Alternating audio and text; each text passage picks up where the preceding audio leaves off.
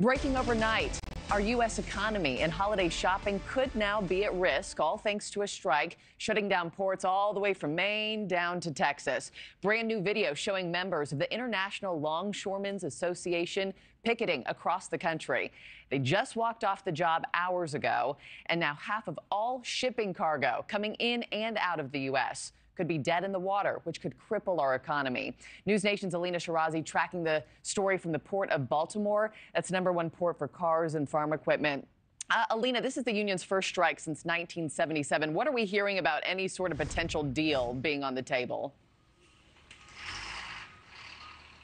Yeah, Markie, good morning. I mean, I thought it was bad out here in the rain, but these guys, these workers, they've been telling me no deal been struck just yet, but they have been here through the overnight hours from midnight. You can take a look over my left shoulder here. They have been walking in circles, holding signs here very close to incoming traffic here. They're demanding higher pay. And again, they are going to be here through the day today, they tell me, and into the night. The International Longshoremen Association saying in a recent official statement, ILA longshore workers deserve to be compensated for the important work they do, keeping American commerce moving and growing. So that's why they're here.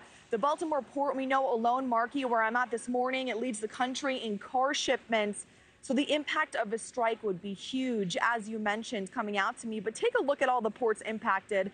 A lot of reach here, as far north as Boston, all the way down to the East Coast and Florida, across the South to Alabama, New Orleans, and Houston, Texas. So why does this matter to our viewers at home? You may be asking. Well, Americans, just like you, could soon feel the impact on their wallets here, with the national supply chain stopping in its tracks, leading to higher prices for consumers, as well as long delays for any deliveries if this drags on for weeks. So all of this happening ahead of the holiday season. Of course, the U.S. depends on these ports for machinery, fabricated steel, precision instruments, and so much more. We know port workers driving home the point here today, who I spoke with, they need more money and job security. Social Security, you know, we got to look out for our health care.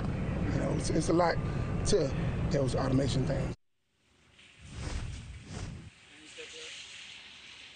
And pro-union Biden is saying that he's not going to interfere in these negotiations. Mark, we know if this strike continues, it could cost the U.S. economy over $4 billion a day. A lot of money. Wow, a lot of money. And we could feel this on our store shelves pretty soon, too. Alina, thank you for standing out in the rain with those picketers to bring us the latest. Appreciate it. Thanks for watching, everybody. Go to joinnn.com to find NewsNation on your television provider. Also, don't forget to click that red subscribe button below to get more of NewsNation's fact-driven, unbiased coverage.